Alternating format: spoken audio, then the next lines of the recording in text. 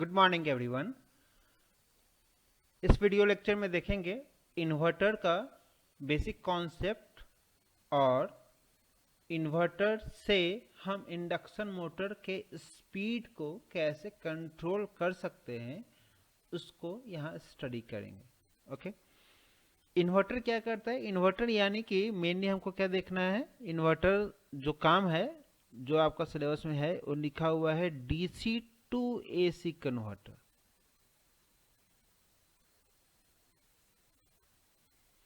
और डीसी से एसी को कौन कन्वर्ट करता है? तो ये आपको काम करता है इन्वर्टर। ठीक है, ये आपका इन्वर्टर काम करता है। एक कंफ्यूज मत होइएगा, जैसे बहुत सारे स्टूडेंट में कंफ्यूजन होता है। और ऐसे भी मैं जब कॉपी चेक कर रहा था यूनिवर्सिटी का, तो उसमें भी इन्वर्टर का आया था, तो उसमें बच्चे ने ज़्यादातर ये लिखा था कि इन्वर्टर क्या करता है, एसी से एसी कन्वर्ट करता है। क्यों ऐसा लिख दिया था उसको? उसका कंफ्यूजन क्या होगा? क्योंकि एसी देखो होता क्या है ऑपरेशन में, एसी तो सप्लाई लेता है, यहाँ पे रेक्टिफायर का एक सर्किट लगा रहता है। जब भी इन्वर्टर का सर्किट अपने घर में देखे होगे तो यहाँ पे एक बैटरी रहता है। ठीक है, जैसे कि मोबाइल चार्जिंग सर्किट में रेक्टिफायर करके यहाँ पे डीसी में कन्वर्ट करके बैटरी को चार्ज करता है, सिमिलर में यहाँ बड़ा बैटरी रहता है और इस बैटरी को चार्ज करता है। और जब आपका लाइट कट होता है उस टाइम में क्या करता है, सप्लाई यहाँ से बैटरी से यहाँ से इन्वर्टर काम करना शुरू करता है। और ये इन्वर्टर आपका क्या करेगा, आपका सप्लाई एसी में फॉर्म में आपको देगा। जो कि जैसे मान के जब फैन आपका है, बल्ब है, इसको ऑन करना है आपके घर का, जब लाइट कट गया तो यहाँ से बैटरी से एसी कन्वर्ट, मतलब बैटरी क्या है यहाँ पे डीसी के फॉर्म में है, डीसी से एसी। अब बच्चे क्या समझ कर लेते हैं कि यार हम इसको इन्वर्टर क्या कर रहा है, एसी लिया यहाँ से और एसी यहाँ पे दे दिया, तो एसी से एसी लिखते हैं, लेकिन ये गलत है। समझ रहे हैं? यहाँ से यहाँ कहाँ है जो रेक्टिफायर का है, बैटरी चार्जिंग सर्किट। रेक्टिफायर यानी कहने का मतलब है कि बैटरी चार्जिंग सर्किट यहाँ पे है। जो मेन इन्वर्टर का जो काम है ये क्या करता है, सिर्फ यहाँ से यहाँ ऑपरेट करता है, जो कि डीसी से एसी। तो ये चीज़ आप गलती मत कीजिएगा और ये चीज़ माइंड में हमेशा बैठा के रखिए कि इन्वर्टर सिर्फ डीसी से एसी में इसको चेंज करता है। ओके, अब एक चीज़ और है कि इन्वर्टर का जो सर्किट है ये इंडस्ट्री में भी ज़्यादातर यूज होते हैं। इंडस्ट्री में आपका सप्लाई है जनरली कट नहीं होता है, सीधे सब स्टेशन वहाँ पे रहता है, वहाँ से डायरेक्ट जाता है ताकि उसका इंडस्ट्री का ऑपरेशन बंद ना हो। बहुत ही कुछ इमरजेंसी केस है या फिर अगर पावर कट अगर ज़रूरी है उस टाइम ही पावर कट होता है, ऐसे पावर कट नहीं होता है। पर वहाँ भी इंडस्ट्री में भी आप देखेंगे कि इंडस्ट्री में भी इन्वर्टर सर्किट को यूज करते हैं। इंडस्ट्री में जनरली इंडक्शन मोटर को हम ऑपरेशन में लेते हैं। इंडक्शन मोटर क्या है, पूरा कंस्ट्रक्शन आपको दिखाए थे, विजुअलाइज किए थे। ठीक है, तो इंडक्शन मोटर और 3 फेज का यहाँ पे इंडस्ट्री में काम में लेते हैं, जिसको एसी सप्लाई चाहिए 3 फेज का। पर वहाँ भी आप देखेंगे कि यहाँ पे इन्वर्टर का सर्किट यूज में लेते हैं। वजह इसका है कि इन्वर्टर का एक और पर्पस है, ये फ्रीक्वेंसी को भी चेंज कर सकता है।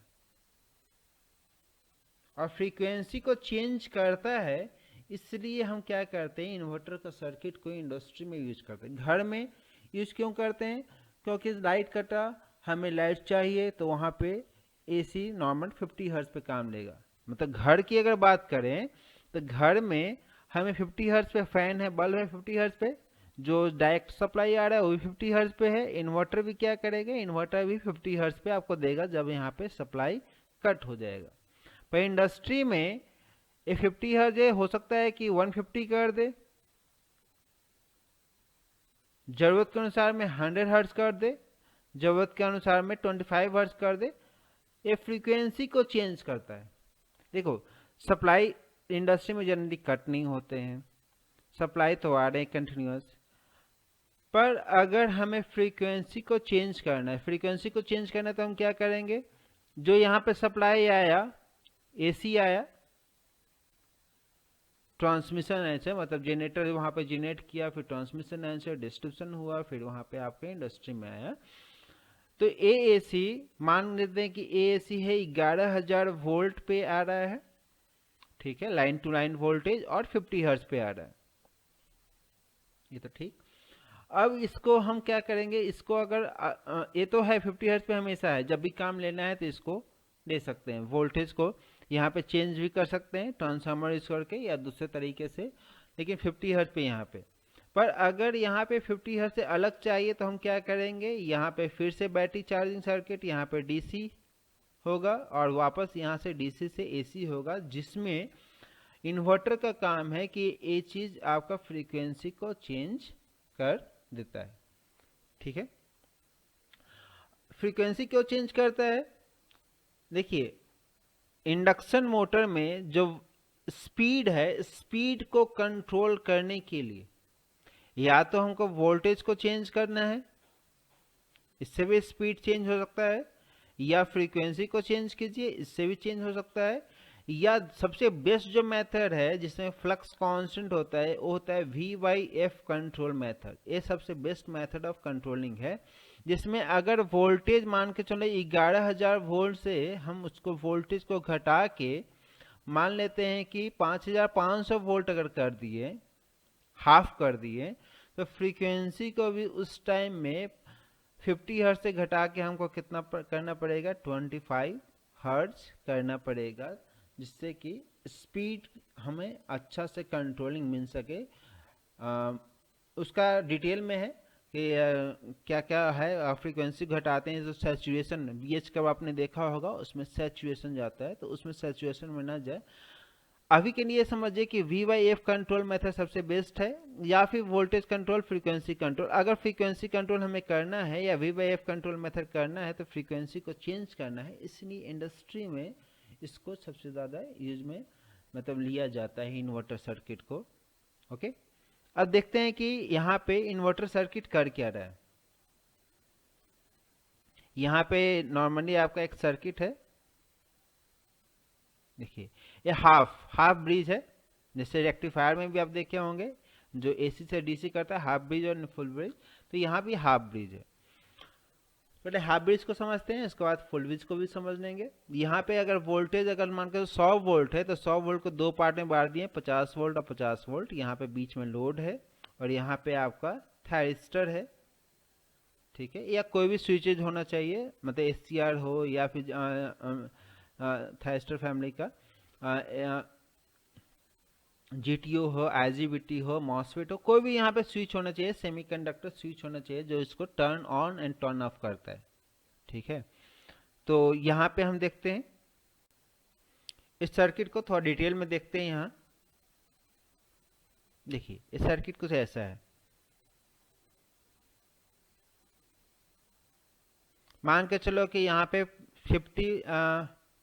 50 वोल्ट यहाँ ले लिए एग्जाम्पल के लिए, और यहाँ भी 50। टोटल अगर 100 वोल्ट है तो इसको दो पार्ट में, मतलब 100 वोल्ट के बीच से यहाँ पे लोड को कनेक्ट कर देंगे। एक लोड है, यहाँ पे लोड को हमने कनेक्ट कर दिया, ठीक है। यहाँ पे कोई भी स्विच है, थायरिस्टर है, थायरिस्टर लगा दिए, आईजीबीटी, मॉसफेट, कोई भी स्विच है। अब स्विच का काम क्या है इसको समझते हैं। स्विच क्या करेगा, कंटिन्यूअस ऑन एंड ऑफ। अभी इसके पहले वीडियो में देखे थे PWM टेक्निक, कि जब यहाँ पे पल्स मिलेगा, जैसे ही पल्स मिलेगा, अभी के लिए समझिए बेसिक, जैसे ही पल्स मिलेगा तो यहाँ पे ऑन हो रहा है, ये ऑन हो जाएगा। ऑन हो जाएगा तो क्या होगा, यहाँ पे करंट इस ढंग से फ्लो होगा इस डायरेक्शन में, ठीक है। और जैसे ही पल्स 0 मिला तो यहाँ पे ऑफ का सर्किट यहाँ पे ट्रिगर हो जाता है। कुछ में ऑटोमेटिकली ऑफ हो जाएगा, कुछ में उसको ऑफ कराना पड़ता है। तो ये समझिए कि जहाँ पे 0 हुआ तो यहाँ पे ऑफ, और जब ऑफ हो गया तो यहाँ पे क्या होगा, इस सर्किट में यहाँ पे ओपन हो जाएगा। ये चूंकि ऑफ हो गया ना, ऑफ हो गया तो लोड में अब यहाँ से कोई करंट नहीं फ्लो होगा, यहाँ से करंट I = 0 हो जाएगा। ये है PWM टेक्निक का, जो कंटिन्यूस ऑन एंड ऑफ करते हैं। तो जब यहाँ पे ऑन है तो करंट ऐसे फ्लो होगा, और जब ऑफ है तो यहाँ पे कोई करंट नहीं फ्लो होगा। ये ऑपरेशन चलता है, ठीक है। अब यहाँ देखते हैं, देखिए है तो यहाँ डीसी, ये डीसी वोल्टेज है 100 वोल्ट। 100 वोल्ट को अगर एसी करना है तो एसी करने के लिए, एसी मतलब अल्टरनेट करने का मतलब है कि अल्टरनेट, अगर मान के चलो ये ऊपर है तो ये फिर कुछ टाइम बाद ये नीचे आना चाहिए। यहाँ पे अगर ये ऊपर है तो कुछ टाइम बाद ये नीचे आना चाहिए, मतलब जितना पॉजिटिव उतना यहाँ पे निगेटिव, जितना पॉजिटिव उतना निगेटिव। तो ये हो गया अल्टरनेट, और इसी अल्टरनेटिंग करंट को बोलते हैं एसी। वोल्टेज अगर अल्टरनेट होगा, अल्टरनेट मतलब पॉजिटिव और निगेटिव, अल्टरनेट मतलब पॉजिटिव, मतलब अभी यहाँ समझिए एक पॉजिटिव तो दूसरा निगेटिव, फिर पॉजिटिव फिर निगेटिव, फिर पॉजिटिव फिर यहाँ पे निगेटिव, तो अल्टरनेट हो रहा है। और जब ये अल्टरनेट हो रहा है तो यहाँ पे इसी में अगर वोल्टेज अल्टरनेट होगा तो करंट भी होगा, करंट होगा तो इसको बोलते हैं अल्टरनेटिंग करंट, यानी कि एसी। और कोई अलग से इसमें ज़्यादा बड़ा कॉन्सेप्ट नहीं है। तो इस सर्किट में देखते हैं कि कैसे एक इन्वर्टर सर्किट में हम डीसी से एसी कन्वर्ट कर सकते हैं।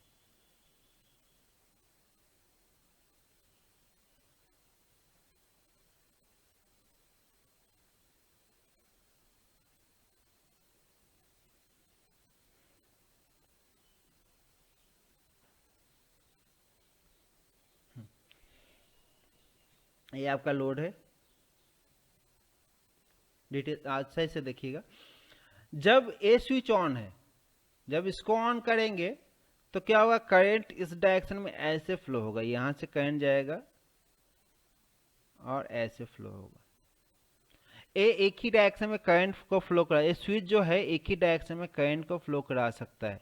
जैसे कि आप डायोड जानते हैं ना, डायोड में एक ही डायरेक्शन में करंट फ्लो होगा। तो अभी ये समझ लीजिए कि यहाँ पे जो थायरिस्टर है एक ही डायरेक्शन में करंट फ्लो कराएगा, इस डायरेक्शन में। जब ऑन रहेगा तो इस डायरेक्शन में करंट फ्लो कराएगा, ठीक है। तो जैसे ही पहला स्विच जब ऑन हो गया, पहला स्विच थायरिस्टर 1 जब ऑन हुआ, तो जैसे थायरिस्टर 1 ऑन हुआ तो यहाँ पे मान लेते हैं कि यहाँ पे वोल्टेज, यहाँ पे रेसिस्टेंस है, तो यहाँ पे वोल्टेज आ जाएगा कैसे, इधर से करंट फ्लो हो रहा है तो यहाँ प्लस, यहाँ पे माइनस। तो इस वोल्टेज को, यहाँ प्लस और यहाँ माइनस को हम रिप्रेजेंट कर देते हैं ऐसे पॉजिटिव वोल्टेज। इस ढंग से हमने रिप्रेजेंट किया पॉजिटिव वोल्टेज, ठीक है, यहां से यहां तक। और करंट का डायरेक्शन है दाहिने से, मतलब राइट हैंड साइड से बाएं, इधर से लोड में ऐसे करंट फ्लो हो रहा है, तो इसको भी करंट को हमने रिप्रेजेंट किया पॉजिटिव। ये करंट आपका है, ये आपका वोल्टेज। अब अगले क्षण में, अगले इंस्टेंट में क्या होगा कि ए स्विच को ऑफ कर देंगे, यहाँ पे पल्स मिलना बंद हो जाएगा, तो ए स्विच को क्या हो जाएगा, ऑफ। और उसके बाद क्या होगा कि दूसरा स्विच को ऑन करेंगे। दूसरा स्विच जैसे ही ऑन होगा तो ए स्विच को ऑन करेंगे, तो अब करंट इस डायरेक्शन में, जैसे डायोड एक डायरेक्शन में करंट फ्लो कराता है, इसको भी समझ ली एक डायरेक्शन में, तो इस डायरेक्शन में करंट यहाँ पे फ्लो कराना है। मतलब यहाँ से पॉजिटिव से करंट फ्लो होगा, बैटरी यहाँ पे पॉजिटिव इस डायरेक्शन में, तो यहाँ से करंट फ्लो होगा, और इस डायरेक्शन में करंट यहाँ पे फ्लो होगा लोड से होते हुए, ठीक है। अब देखिए लोड में करंट ऐसे जा रहा है, तो अब क्या होगा, पॉजिटिव। ये चीज आपको बेसिक सर्किट में केवीएल अप्लाई किए होंगे तो आप देखे होंगे, यहाँ पे पॉजिटिव और यहाँ पे क्या आ जाएगा, निगेटिव। तो पहले वाला जो पॉजिटिव यहाँ पे आ रहा था, इसका जस्ट उल्टा है ना, तो अब क्या हो जाएगा कि इसके वोल्टेज से जस्ट उल्टा यहाँ पे बन जाएगा। मतलब यहाँ पे इसे मैग्नीट्यूड उतना ही रहेगा, पर यहाँ पे 50 वोल्ट, यहाँ पे -50 वोल्ट लोड पे आएगा, सॉरी 50 वोल्ट, और यहाँ पे था कितना 50 वोल्ट पॉजिटिव में। 50 वोल्ट क्या दिखा रहा है, सिर्फ डायरेक्शन बता रहा है। डायरेक्शन यानी कि इसमें जब ऊपर वाला था तो पॉजिटिव यहाँ पे था तो ऊपर पॉजिटिव को दिखा दिए, और जब नीचे वाला है तो यहाँ पे पॉजिटिव यहाँ पे है, तो जस्ट इसका साइन चेंज है। तो इसके अनुसार करंट की अगर बात करें, करंट पहले इधर से फ्लो हो रहा था दाहिने से बाएं, इधर से ऐसे फ्लो हो रहा था। अब करंट का डायरेक्शन उल्टा हो गया, इस डायरेक्शन में करंट फ्लो हो गया, तो करंट का डायरेक्शन में चेंज हो गया। तो अब क्या हो जाएगा, करंट का डायरेक्शन इस डायरेक्शन में यहाँ पे आ जाएगा। क्लियर है। तो यहाँ पे क्या कर रहे हैं, देखो यहाँ पे हमने 50-50 माने 100 वोल्ट है, सॉरी हर्ज नहीं, 100 वोल्ट है। 100 वोल्ट जो डीसी था उसको हमने क्या किया, अल्टरनेट कर दिया, यानी कि यहाँ पॉजिटिव फिर यहाँ निगेटिव। फिर कुछ टाइम बाद फिर T1 को ऑन करेंगे, जब यहाँ पे T1 ऑन किए तो पॉजिटिव, और जब नीचे वाला स्विच T2 ऑन किए तो निगेटिव T2। फिर उसके बाद कुछ टाइम बाद क्या करेंगे, T1 को ऑन करेंगे तो फिर पॉजिटिव, फिर यहाँ पे T2 ऑन करेंगे फिर निगेटिव। तो अल्टरनेट हो गया ना, अल्टरनेट हो गया, तो यहाँ से अल्टरनेटिंग करंट। ठीक है। साथ में अगर ये आपको काम करना ही है, साथ में इसमें एक डायोड भी कनेक्ट कर देते हैं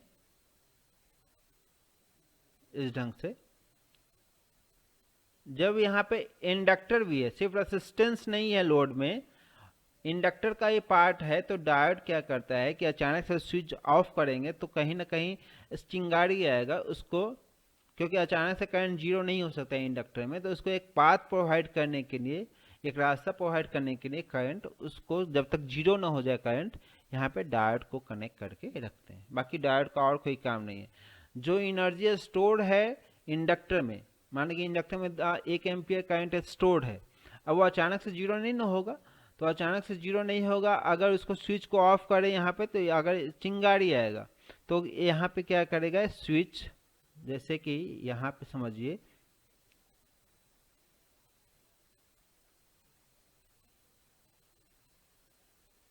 यह लोड है आपका,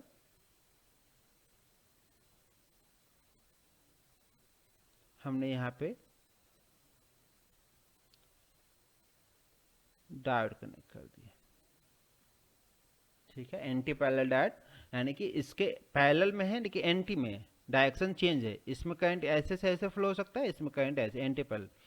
अब इसमें क्या है कि मान के चलो पहले स्विच ए ऑन था, ठीक है, इसमें इंडक्टर भी है।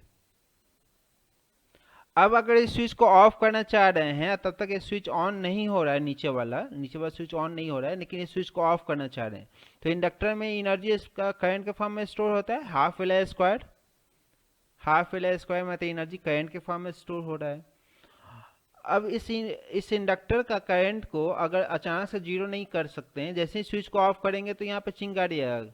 ठीक है, कोई नॉर्मल भी स्विच, अगर हीटर आप घर में यूज कर रहे हैं और स्विच को ऑफ करते हैं तो हल्का चिंगारी आता है, हैवी करंट को अचानक से जीरो नहीं कर सकते हैं, तो यहाँ तो चिंगारी आएगा। अब इसमें स्पार्किंग आएगा, तो इसको पाथ को क्या करेगा, एक करंट जो है यहाँ पे इंडक्टर का करंट इसी डायरेक्शन में, करंट इसमें चेंज डायरेक्शन नहीं होता है इंस्टेंट, तो क्या करेगा ये, इसको रास्ता चाहिए, रास्ता चाहिए तो क्या होगा, उस टाइम में ऐसे करंट फ्लो होगा जब तक कि करंट अपना जीरो न कर दे। इसमें 1 एम्पियर था, 1 एम्पियर धीरे धीरे डिसिपेट होगा इस रेसिस्टेंस में, और ये वोल्टेज, ये करंट कितना हो जाएगा, जीरो हो जाएगा, जब तक ये स्विच नीचे वाला ऑन नहीं करते। अगर स्विच ऑन कर दिए तो फिर डायोड का, उसके बाद जब ये जीरो हो जाएगा फिर स्विच ऑन करेंगे, फिर डायोड का कोई काम यहाँ पे नहीं है। ठीक है, नेक्स्ट आते हैं फुल ब्रिज कन्वर्टर में।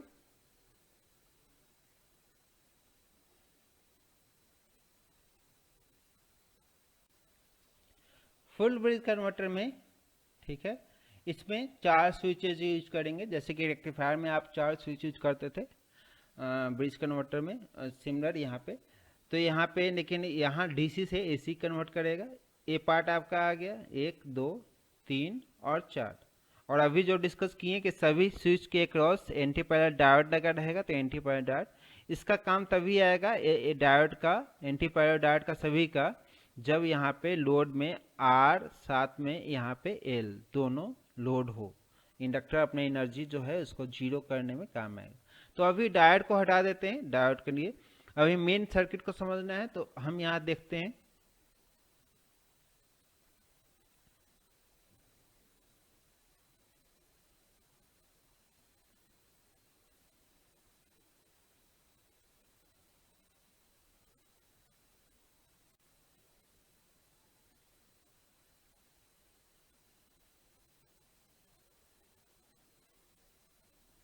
इस ढंग से है, T1 नेमिंग दे देते हैं, T1 T3, यहाँ पे T4 और यहाँ पे T2। जनरली इस ढंग से नाम आता है। क्यों आता है? क्योंकि स्विचिंग पैटर्न में ऐसे काम आएगा, तो डिटेल में जब पढ़ेंगे तो उस टाइम में आपको समझ में आएगा। और यहाँ पे लोड है, मान लेते हैं कि अभी रेसिस्टिव लोड है, तो ये लोड आपका रेसिस्टिव यहाँ पे बना दिया। ओके, इसमें स्विचिंग कैसे होगा? दो स्विच एक साथ ऑन होगा। पहला में क्या होगा, T1 से करंट फ्लो होगा, इससे होते हुए यहाँ पे जाएगा, मतलब T1 एंड T2 एक साथ ऑन होगा। पहले हमने क्या किया, स्विचिंग पैटर्न दिए, तो हम यहाँ पे T1 T2 जब ऑन है, मान के जो T1 T2 यहाँ पे ऑन है, T1 एंड T2 ऑन है, तो उस टाइम में आउटपुट आएगा, या आउटपुट मतलब लोड वोल्टेज, ठीक है। और यहाँ पे नीचे ड्रॉ कर देते हैं लोड करंट,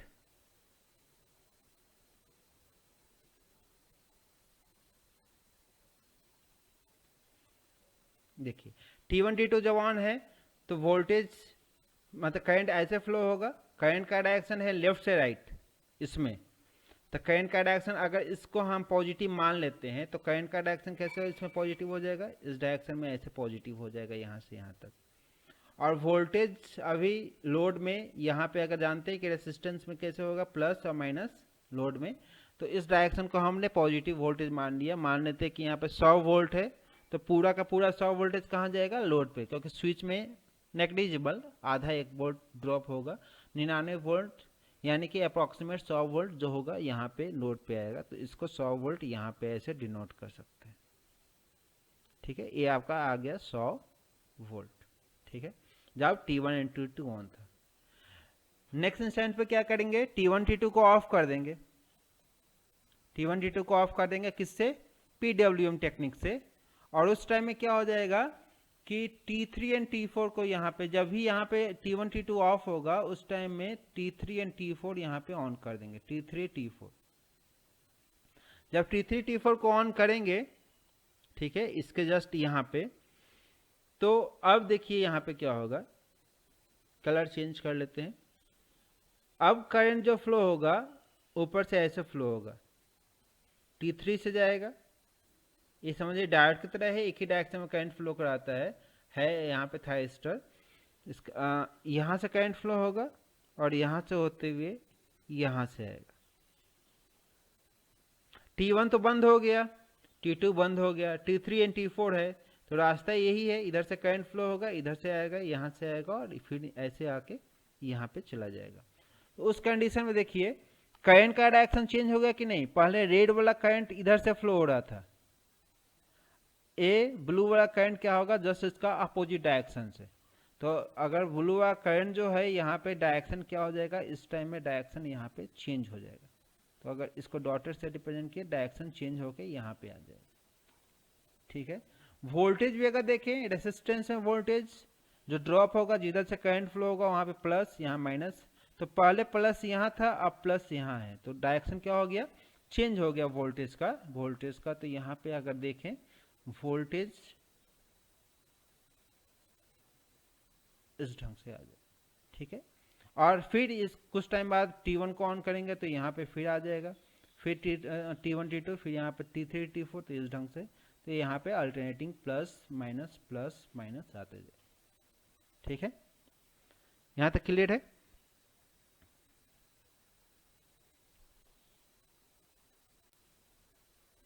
अब इसमें समझते हैं कि फ्रीक्वेंसी को हम कैसे चेंज करते हैं। अभी आपको बताया कि फ्रीक्वेंसी को चेंज करके हम स्पीड को कंट्रोल कर सकते हैं। तो फ्रीक्वेंसी चेंज कैसे होगा? फ्रीक्वेंसी चेंज होने का मतलब है कि on end of time change कर दे। यानी कि अगर मान के जो total time period on end of का यहाँ है, तो हम एक तरीका ये है यहाँ तक ऑन किए, यहाँ ऑफ किए, तो इसमें फ्रीक्वेंसी चेंज नहीं हो रहा है। टोटल टाइम पीरियड कितना है, यहाँ से यहाँ तक है, टोटल टाइम पीरियड यहाँ से यहाँ तक ही है, तो फ्रीक्वेंसी कितना होता है 1 upon time period. Frequency is equal to 1 upon time period. अगर टाइम पीरियड कितना है 20 मिली सेकेंड है, तो फ्रीक्वेंसी कितना हो जाएगा, फ्रीक्वेंसी इस कंडीशन में आ जाएगा, frequency is equal to 1 upon 20 millisecond. ठीक है, यानी कि मिली सेकेंड होता है 1000, 1 अपॉन 1000, तो यहाँ आ जाएगा 1000 डिवाइडेड बाई 20, यानी कि 50 हर्ट्ज, 50 हर्ट्ज पे आ जाएगा। तो अगर जो 50 हर्ट्ज पे हमको चाहिए, तो यहाँ पे 20 मिली सेकेंड।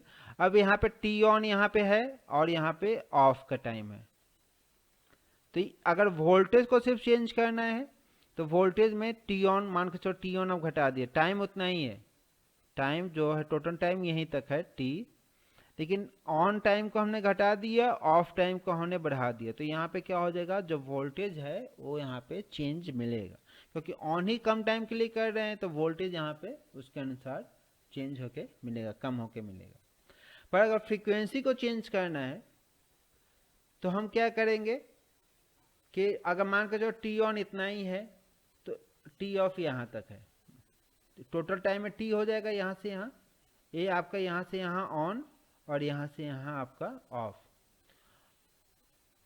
अगर फ्रीक्वेंसी को चेंज करना है, तो यहाँ पे ऑन टाइम को हमने क्या कर दिया, इतना ही रख दिया, ऑफ टाइम को बहुत ज़्यादा बढ़ा दिया, ऑफ टाइम को बढ़ा दिया, तो यहाँ पे ऑन तो इतना ही है, लेकिन ऑफ टाइम को हमने क्या कर दिया, बहुत ज़्यादा यहाँ पे बढ़ा दिया। अब फ्रीक्वेंसी देखिए, फ्रीक्वेंसी यहाँ पे होता है 1 अपॉन टाइम पीरियड, यहाँ पे मान के जो 20 मिली सेकेंड है, 20 मिली सेकेंड है, तो कितना आ जाएगा 1 अपॉन 20, 1 अपॉन 20 मिली सेकेंड कितना हो जाएगा 50 हर्ज। और यहाँ पे अगर मान के चलो 40 मिली सेकेंड हो गया, टाइम को इतना बढ़ा दिया कि टोटल टाइम हो जाएगा 40 मिली सेकेंड यहाँ से यहाँ तक, तो यहाँ फ्रीक्वेंसी कितना हो जाएगा 1 अपॉन 40 मिली सेकेंड, तो यहाँ पे कितना हो जाएगा 25 हर्ज, हाफ हो जाएगा 25 हर्ज। तो इस ढंग से हम फ्रीक्वेंसी को बढ़ा दिए, और आपको डिस्कशन किए हैं कि V/F कंट्रोलिंग से, ठीक है, हम यहाँ पे क्या कर सकते हैं, स्पीड को कंट्रोल कर सकते हैं। इसलिए इन्वर्टर सर्किट में फ्रीक्वेंसी को चेंज करके भी हम स्पीड को कंट्रोल कर सकते हैं। ठीक है, तो इस टॉपिक में इतना ही अभी तक। Thank you.